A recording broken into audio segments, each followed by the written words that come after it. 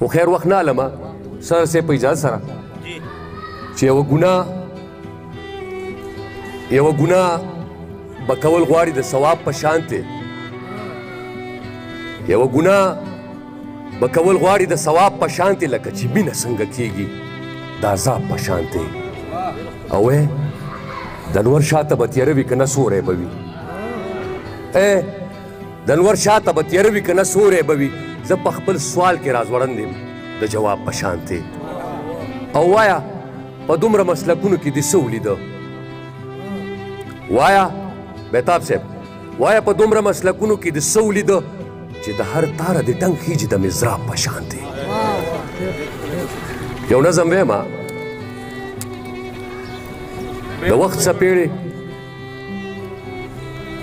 د وخت څپېړې که هر څو مې غېږ کې ونغښتلې او خپلې نیستی لکه مې سر او سڼه ډېره وکړه بدو حالاتو نه به داسې بې وسایت تېرولم لکه چې څرنګې غنم د جرندې پل نه وځي ضرورتونو هم بې ځایه رانه جبې وکړې چې چونګ اوړه ونه خورم لپې لپې خاورې خورم چې د معذوري لور ارمان نه نیمګړی نه شي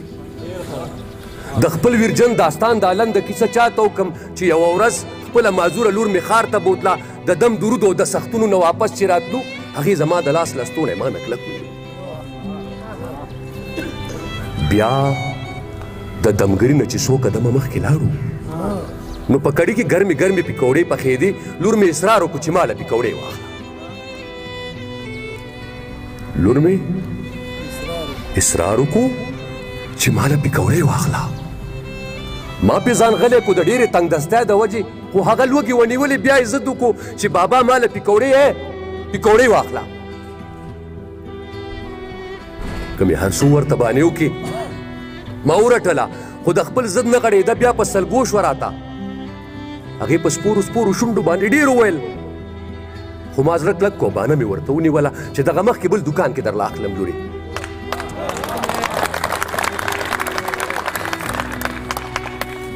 هغې به شاته کتو ما به مخکې راښکه د غریبۍ مېرمنه واخلم د نیستی مېرمنه سړی به خپل بچي ته وسوځي په سرو سکروټو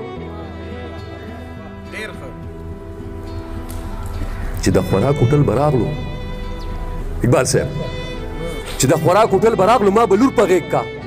او سمدستي به مې په مخ ورته څادر واچو ولې چې هر هوټل کې سیخ کباب چرګان ځوړند او د بې وسی سپي ما پسې په ټوله لار غپېده او بدې ورځې راته لاره چېرته نه پرېښوده له ډېرې ستړې نه مې هم د غېږې نه کوزوله فیاضه د ډېرې ستړې نه مې هم د غېږې نه کوزوله چې چېرته لاره کې څه ونه ګوري ونه غواړي خو څو لازې پسې څادر د مخ نه لرې کړلو او ناڅاپي یو دوکان کې په ګوډی نظر شو ویلې بابا ماله ګوډی واخله خو څو لازې پسې څادر د مخ نه لرې کړلو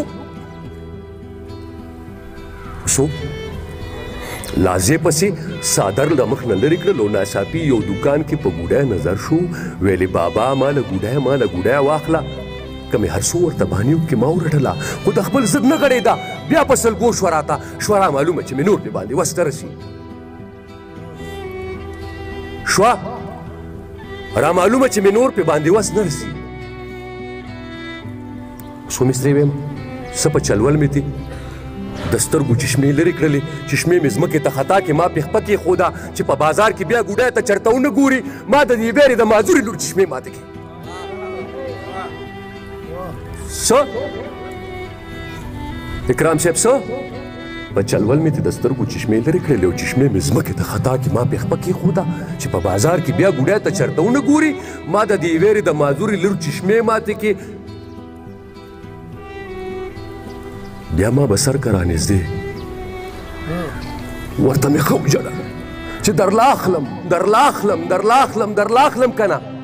هغې وړو سلګو کې ویل ګوډی نه اخلم ما له چشمې واخله بابا ما له چشمې